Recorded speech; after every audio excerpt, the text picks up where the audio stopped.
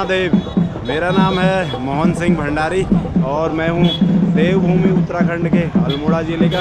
आजकल मैं हूँ प्रयागराज में कर रहा हूँ कुंभ का मेला एक्सप्लोर और आप लोगों तक कुंभ मेले से जुड़ी हुई सारी चीज़ें शेयर कर रहा हूँ। और आज की वीडियो काफ़ी स्पेशल होने वाली है मेरी, वो इसलिए जो लोग भी कुंभ के मेले में आने की सोच रहे हैं उन लोगों के लिए फ्री रहने खाने की जो व्यवस्था है ना, उस बारे में आप लोग को आज जानकारी देने वाला हूँ। क्योंकि कुछ दिनों से मैं भी एक आश्रम में रुका हुआ था, जो आश्रम है 6 सेक्टर में नीलकंठ महाराज जी का आश्रम है। उस आश्रम में आप लोग भी फ्री ऑफ कॉस्ट में रह भी सकते हैं और वहाँ पे खाना भी मिलता है। और उसी आश्रम की तरफ आप लोग को लेके चलता हूँ मैं। अभी मैं हूँ प्रयागराज के एक प्रसिद्ध मंदिर है नाग वासुकी मंदिर, उस मंदिर के वहाँ पर हूँ। उस मंदिर से मैं आप लोगों को नीलकंठ महाराज जी के आश्रम तक लेके चलता हूँ, ताकि आप लोगों को ये अंदाज़ा भी लग जाए कि आप लोग उस आश्रम तक कैसे पहुँच सकते हैं। क्योंकि गूगल मैप भी उतना काम नहीं करता है, इसलिए मैंने सोचा यार काफ़ी सारे लोग वहाँ पे आ रहे थे और वो लोग एड्रेस ढूंढ नहीं पा रहे थे, और मैंने सोचा सारे लोगों की सुविधा के लिए एक ऐसी वीडियो बना दूँ जिससे आप लोग उस आश्रम तक बिना गूगल मैप के पहुंच सकते हैं। और पूरा वीडियो में आज आप लोग को नाग वासुकी मंदिर से आश्रम तक का पूरा वीडियो दिखाऊंगा, ताकि आप वीडियो देख के आश्रम तक आसानी से पहुंच सकें। ये है नाग वासुकी मंदिर, जो हमारे त्रिवेणी संगम से करीब 3 से 3.5 किलोमीटर की दूरी पर है। और नाग वासुकी मंदिर से मैंने इधर को चलना शुरू कर दिया, इसके अपोजिट दिशा में त्रिवेणी संगम के। और पूरा रास्ता दिखाऊँगा आप लोगों को कि कैसे आप लोग नीलकंठ महाराज जी के आश्रम तक पहुंच सकते हैं। नाग वासुकी मंदिर से करीब 50 मीटर आगे आते हैं तो देखो यहाँ पर को एक बैरिकेडिंग लगी हुई है, काफ़ी भीड़ भी लगी है। इसी जगह से मेरे को जो है दायां मुड़ जाना है नीचे की तरफ, जो ये रास्ता दिख रहा है यहाँ को। अब मैं वो बैरिकेडिंग से इधर को आ गया हूँ और देखो आ गया, इधर से स्टार्ट हो जाता है 6 सेक्टर। जैसे ही ऊपर पुलिस बैरिकेडिंग से नीचे आते हैं तो देखो यहाँ पर मिलता है नाग द्वार, और नाग द्वार के बगल में ही देखो इस तरफ को है यहाँ पर 7 करोड़ और 51 लाख रुद्राक्ष से जो 12 ज्योतिर्लिंग बने हुए हैं वो स्थान है यहाँ पर। और हमें यहाँ से सीधे आगे को जाना है, जहाँ पर ये 12 ज्योतिर्लिंग बने हैं। 12 ज्योतिर्लिंग से थोड़ा सा आगे आते हैं तो यहाँ पर भी एक चौराहा है। इस चौराहा में हमें कहीं को नहीं मुड़ना है, देखो दोनों तरफ को रास्ता है, लेकिन हमें सीधे आगे को चले जाना है। इसमें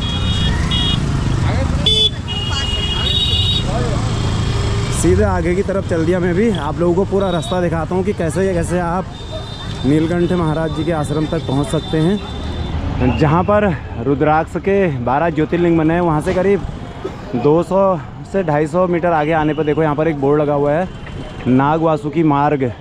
देखो इसमें दोनों तरफ को एरो के निशान हैं, और आगे को जाएंगे तो हम 7, 8, 9, 10 सेक्टर मिलेंगे। और हमें यहाँ से जो है लेफ्ट मुड़ जाना है। यहाँ पर भी एक चौराहा है, इस चौराहा से हमें लेफ्ट की बाएं तरफ को मुड़ जाना है। और ये मुड़ गया मैं बाएं तरफ को। जिस रास्ते में अभी मैं मुड़ा हूँ, इस रास्ते का नाम भी नाग वासुकी मार्ग है, क्योंकि थोड़ा सा पीछे ही यहाँ पर नाग वासुकी मंदिर है। उस मंदिर के नाम पर ही इस वाली रोड का नाम भी रखा हुआ है नाग वासुकी। और एक चीज़ मैं आप लोग को बताना चाहूँगा, अगर आप लोग नीलकंठ महाराज जी के आश्रम में रहने के लिए आना चाहते हैं तो मैं इस वीडियो के अंत में एक नंबर दे दूँगा। उस नंबर में आप लोग नीलकंठ महाराज जी से बात कर सकते हैं, और बात करके ही आए हैं आश्रम में रहने के लिए। क्योंकि कुंभ का मेला चल रहा, यहाँ पर इतनी भीड़ है, पता चला आश्रम फुल है और आप वहाँ पहुँच गए आश्रम में, तो न तो आपको अच्छा लगेगा और न ही महाराज जी को। इसलिए जो है आप लोग पहले फ़ोन करके पता कर लें। अगर वहाँ जगह होगी तो महाराज जी ऐसे हैं, वो मना करेंगे नहीं, क्योंकि वो यहाँ सेवा भाव के लिए ही आए हुए हैं और वो चाहते हैं कि उनका आश्रम रोज़ भरे रहे। जितने ज़्यादा लोग आते हैं वहाँ पर इतना खुश हो जाते हैं वो, लेकिन अब जगह ही नहीं होगी तो फिर उनको भी अच्छा नहीं लगेगा और आपको भी अच्छा नहीं लगेगा। इसलिए फ़ोन करके आएंगे तो आप पहले से कंफर्म रहेगा कि वहाँ पर जगह है और आप लोग जा सकते हैं।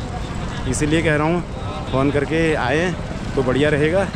और पूरा रास्ता दिखाता हूँ फ़िलहाल मैं आप लोगों को पूरे आश्रम तक का, और वहाँ जाके फिर नीलकंठ महाराज जी से भी मिलाऊंगा, सारी चीज़ें दिखाते हैं आगे को। और ये देखो ये जो है 6 सेक्टर भी जो है पूरे पंडाल हैं इसके चारों तरफ। और यहाँ पर देखो रैन बसेरा भी बने हुए हैं यहाँ जगह जगह। इस तरफ भी है देखो रैन बसेरा, इस तरफ भी है रैन बसेरा। पूरे कुंभ के मेले में जो है रहने खाने की ऐसी कोई दिक्कत नहीं है। इन रैन बसेरों के अलावा मैं दूसरा ऑप्शन दिखा रहा हूँ आप लोगों को। इन रैन बसेरों में पड़ता है 100 रुपये और 200 रुपये चार्ज। लेकिन जहाँ मैं तुम्हें अभी लेके जा रहा हूँ अपने वीडियो के माध्यम से, वहाँ न तो तुम्हें 100 रुपये देने हैं और बाकायदा खाना भी मिलता है। वहाँ पे लंगर नहीं लगता है, लेकिन जो लोग भी आश्रम में रहते हैं उन लोगों के लिए वहाँ पर प्रसादी बनती है और सभी लोग प्रसादी ग्रहण करते हैं वहाँ पे। और यहाँ के इलाकों में जो है ना बहुत बड़े बड़े पंडाल हैं। ये देख सकते हो, जो ये पंडाल है सदगुरु रामानंदाचार्य जी का। ये देखो रामानंदाचार्य जी की फ़ोटो भी लगा रखी बाहर से, उन्हीं का पंडाल है ये। और बहुत बड़े बड़े पंडाल हैं इस इलाके में। इस पंडाल से आगे चलते रहना, हमें एक पंडाल और आ रहा है जो आगे फर्स्ट कट आएगा, उस कट से ही हमें दाएं जाना है। अभी दिखाता हूँ आप लोगों को पूरा रास्ता। रामानंदाचार्य जी के पंडाल के बगल में देखो वृंदावन चित्रोदय मंदिर द्वारा आयोजित महाकुंभ कीर्तन भजन कीर्तन सेवा वालों का है। यहाँ पर भजन कीर्तन होते हैं। और इससे मैं आ गया आगे, ये जो यहाँ पर ही एक फिर से चौराहा आ गया। इस चौराहे से जो है हमें कैलाशपुरी मार्ग में चले जाना है, क्योंकि ये जो रोड आ रही, इस रोड का नाम, सारे रोड के यहाँ पर नाम रखे हुए हैं अलग अलग। अभी जिस रोड में चल रहा हूँ मैं, ये रोड है नागवासुकी और यहाँ से देखो 6 सेक्टर ही है ये। अब मेरे को कैलाशपुरी मार्ग में जाना है। यहाँ से दाएं तरफ को मुड़ जाना है मुझे, इस तरह यहाँ से ये मुड़ गया मैं दाएं तरफ को। कैलाशपुरी मार्ग है इस मार्ग का नाम। कुंभ क्षेत्र है। इस क्षेत्र में आपको सेक्टर और मार्ग के नाम पता होंगे तो बहुत आसानी से आप किसी भी जगह पहुँच जाएंगे। और अभी मैं कैलाशपुरी मार्ग में चाह रहा हूँ। अब इस मार्ग में मैंने काफ़ी लंबा चलना है, करीब सोचो 1 किलोमीटर चलना है मेरे को इस मार्ग में ही। 1 किलोमीटर से थोड़ा कम हो सकता है, 700-800 मीटर। जब आप इस मार्ग में चलना शुरू करोगे, जैसे मुड़ोगे तो तुम्हें दूर एक यहाँ से नीला गेट दिखने लग जाएगा। अभी जब उसके नज़दीक पहुँचूँगा तो वो गेट दिखाऊँगा आपको मैं। अभी मेरे को आंखों से दिख रहा है, कैमरे में दिख नहीं पाएगा क्योंकि काफ़ी दूर है वो। सीधी रोड होने की वजह से दूर से ही दिखता है वो। बीच में जो है 2-3 जगहों पे ऐसे कट हैं। देखो यहाँ पर भी एक चौराहा है। ऐसे चौराहों में तुम्हें कहीं पर भी नहीं मुड़ना है और पूरा सीधे जाते रहना। जो मैंने बताया कि जो नीला गेट दिखेगा तुम्हें दूर से ही, और वो गेट मेरे को अभी भी दिख रहा है और मैं चलते रह रहा हूँ। ये बीच के कटों में कहीं भी नहीं मुड़ना है। और नीला गेट के नज़दीक से कट है, वहाँ पर बताऊँगा मैं अभी आगे चल के कहाँ से आपको फिर मुड़ना है। अब मैं जो पीछे से बता रहा था नीला गेट दिख रहा करके, आप देखो नीला गेट के मैं काफ़ी करीब पहुंच चुका हूं। सामने दिख रहा नीला गेट। नीला गेट से पहले ही हूं मैं। और यहां पर देखो एक बोर्ड लगा हुआ है। अभी तक का आ रहा था मैं कैलाशपुरी मार्ग में। जो कैलाशपुरी मार्ग है हमें यहाँ से 7, 8, 9, 10 सेक्टर के लिए ले जाएगा। और यहाँ से जाना है मेरे को भारद्वाज मार्ग में। और क्योंकि ये जो चौराहा है, इस चौराहे से मेरे को बाएँ तरफ को जाना है। और सामने ही दिख रहा मेरे को नीला गेट। नीले गेट की तरफ नहीं जाके मैं मुड़ गया यहाँ से बाईं तरफ को। और ये जब बाईं तरफ को मुड़ूंगा मैं तो यहाँ से करीब 100 मीटर ही आगे जाना है मेरे को। अब पहुँच ही गया मैं महाराज जी के आश्रम में। अगर आप लोग नागवासुकी मंदिर के अलावा किसी और रास्ते से यहाँ की तरफ आए तो यहाँ पर एक प्रसिद्ध जगह है कलाग्राम करके। यहाँ पर एक पंडाल है बहुत बड़ा, जिसमें हमारे सारे राज्यों के जो है सांस्कृतिक प्रोग्राम हो रहे हैं। ये काफ़ी प्रसिद्ध है। इस जगह को आपको कोई भी बता देगा। दिखाता हूँ मैं आप लोगों को। ये जो है यहाँ पर बड़ा सा पंडाल जो दिख रहा है यहाँ से इधर को महलनुमा, यही है कलाग्राम का पंडाल। इस पंडाल के अंदर हमारे सारे राज्यों के सांस्कृतिक प्रोग्राम हो रहे हैं। और इस पंडाल की तरफ नहीं जाना है हमें। इस पंडाल का जहाँ स्टार्ट हो रहा है इसके यहीं पर से देखो, इस तरफ को एक वेलकम टू गुजरात करके बोर्ड लगा हुआ है। इस बोर्ड से अंदर चले जाना है। ये देखो अंदर को आ गया मैं। बस यहाँ से 70-80 मीटर आगे जाना है मेरे को। जो गुजरात वालों का यहाँ पर पंडाल है, इस पंडाल से लगा हुआ ही बगल में महाराज जी का आश्रम है। और पूरा आश्रम दिखाता हूँ आप लोगों को, और साथ ही महाराज जी से भी मिलाऊंगा। और आप लोगों के लिए बहुत बढ़िया ऑप्शन है। आप लोग प्रयागराज में आए हैं तो इस आश्रम की सेवा ले सकते हैं आप लोग, क्योंकि महाराज जी बहुत अच्छे हैं, किसी से भी मना नहीं करते हैं। वैसे तो ये जो आश्रम है रायपुर छत्तीसगढ़ वालों का है, लेकिन इसमें हमारे देश या हमारे किसी भी दुनिया के कोई भी लोग आए तो सभी के लिए खुला हुआ है आश्रम। और अब मैं पहुंच ही गया हूं आश्रम के यहाँ पर। आश्रम के बाहर से दिखाता हूं आप लोगों को। और अब पहुंच गया मैं आश्रम के बाहर से। ये देखो यहाँ पर बैनर लगा हुआ है महाकुंभ मेला सेक्टर 6 प्रयागराज करके। और ये है आश्रम का गेट। श्री बैद्यनाथ धाम समिति रायपुर छत्तीसगढ़ वालों का है ये। और अंदर को लेके चलता हूँ यहाँ से। ये अंदर को जाते हैं तो इस प्रकार है आश्रम। ये देखो बहुत सारे यहाँ पे टेंट लगे हुए हैं। और ये वाला टेंट जो है ये महाराज जी का है, इसमें महाराज जी रहते हैं। और बाकी देखो बहुत सारे टेंट हैं यहाँ पे, जिनमें जो लोग भी आते हैं महाराज जी के यहाँ पे, राम राम जी, और इन लोग इन टेंटों में रहते हैं। मैं वो सामने वाला जो कोने वाला टेंट है, इस टेंट में रुका हुआ हूँ काफ़ी दिनों से। और ये देखो इतने टेंट लगे हुए हैं यहाँ पे। अब मैं जाता हूँ अंदर, नीलकंठ महाराज जी से आपको मिलाता हूँ। यही नमस्कार महाराज जी, हर हर महादेव, सीताराम जी। अब मैं नीलकंठ महाराज जी के आश्रम में पहुँच गया हूँ। आप लोगों को नीलकंठ महाराज जी से मिलाता हूँ। नमस्कार महाराज जी। सीताराम। महाराज जी सबसे पहले आप अपने बारे में थोड़ा हमें जानकारी दीजिए। जी देखिए, मैं नीलकंठ महाराज हूँ, रायपुर छत्तीसगढ़ से हमारा वहाँ पे आश्रम है। श्री नीलकंठ सेवा संस्था से मैं वहाँ संस्थापक भी हूँ। और हमारी जो संस्था है सनातन धर्म और हिंदुत्व के लिए कार्य करती है, धर्म संसद जैसे आयोजन को करवाती है।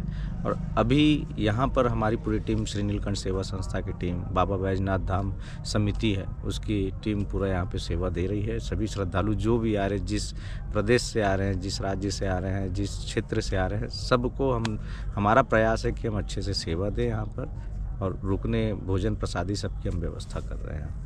चलो बढ़िया। इससे पहले आप क्या करते थे महाराज जी? देखिए, हमारा पहले मेरा कॉलेज था इंटीरियर डिज़ाइनिंग, फैशन डिज़ाइनिंग का, और मैं चेयरमैन था उसमें। और हम कोर्सेस वगैरह वहाँ पे करवाते थे, रायपुर में ही हमारा था। और उसके बाद में ये लाइन में जो मैंने आया है 2015 के बाद से, मैं ये संत समाज से, अध्यात्म से, ये सब से जुड़ा, क्योंकि शांति यहीं है। वहाँ पे भी हम जब व्यापार में थे, इंटीरियर डिज़ाइनिंग का, फैशन डिज़ाइनिंग के जो हम कॉलेजेस वगैरह चलाते थे, तो वहाँ शांति नहीं थी। और जो शांति यहाँ पर है, अध्यात्म में है, महादेव के शरण में जो शांति है, वो कहीं नहीं है शांति। तो इसलिए बाबा की सेवा कर रहे हैं और यहाँ पर हम पड़े हैं। आपके जीवन में ऐसा क्या हुआ जो आपने ये मार्ग पकड़ा फिर? देखिए, मेरे जीवन में ऐसा कोई ख़ास उथल पुथल तो नहीं आया था, पर जब हमारी माता जी का निधन भी हुआ था, उसके पहले से ही मैं थोड़ा रुचि महादेव जी के प्रति तो बचपन से रुचि रखता था। उनकी सेवा करना और उनका श्रृंगार करना। हमारा महादेव जी का मंदिर है, हमारे पिताजी पहले से ही पूजा पाठ वगैरह ये सब चीज़ पुरोहित रहे हैं और पूजा पाठ करते आते थे। तो महादेव जी का श्रृंगार मैं करता रहता था। उनके बारे में जानना, उनके बारे में पढ़ना, ये सारी चीज़ें रही। सनातन धर्म के बारे में पढ़ना, ये सारी चीज़ें रही। फिर उसके बाद अपने हिंदुत्व और सनातन के लिए काम करना, तो इसमें मुझे ज़्यादा रुचि रहा। और मैं एक व्यापार में रहते हुए ये काम नहीं कर सकता। या तो मैं सनातन और हिंदुत्व के लिए पूरे फुल फ्लैश से उतरूँ, नहीं तो फिर मैं इंटीरियर डिज़ाइनिंग, फैशन डिज़ाइनिंग के जो मेरे कॉलेजेस थे, तो मैं उसको संभालूँ, उसको देखूँ। तो दो चीज़ें एक साथ नहीं हो पा रही थी। अभी हम यहाँ पर अपना सनातन और हिंदुत्व, सभी सनातनियों को एकजुट करने के लिए, एकत्रित करने के लिए हम लोग कार्य को कर रहे हैं। और अध्यात्म में महादेव के शरण में जो शांति है, वो कहीं भी नहीं है, किसी दुनिया में, किसी जगह में, किसी कोने में नहीं है, जो उनके शरण में है। अच्छा महाराज जी, जैसे हमारा अभी ये महाकुंभ चल रहा है, नॉर्मल कुंभ और महाकुंभ में क्या अंतर है, थोड़ा सा बता दीजिए हमारे देखने वाले लोग। देखिए, ये प्रयागराज में तो महाकुंभ ही होता है, और अभी जो हो रहा है ये पूर्ण महाकुंभ है। 144 साल बाद ये आया है। ये अब तो आगे हमको तो देखने को मिलेगा भी नहीं, और आने वाली 2 पीढ़ी भी नहीं देख पाएगी। ये तीसरी पीढ़ी है, वो तीसरी पीढ़ी जो रहेगी वही देख पाएगी। इसलिए जितने यहाँ पे सनातनी आ रहे हैं, इसका क्या बोलते हैं, स्नान का और इस पर्व का सबके सब लाभ उठाएं। और सभी सनातनी यहाँ पर अभी भी आ ही रहे हैं, करोड़ों में आ रहे हैं, तादाद में आ रहे हैं, सब स्नान कर रहे हैं। आप देख रहे होंगे कि महाकुंभ में सनातनियों की जो एकजुटता है, ना तो यहाँ जात पात देखा जाता है, ना कौन ऊपर है कौन नीचे, ये नहीं देखा जाता। सब एक ही स्थान में, एक ही घाट में मिल कर के स्नान करते हैं। तो ये सनातनियों की एकजुटता और ताकत का प्रतीक है महाकुंभ।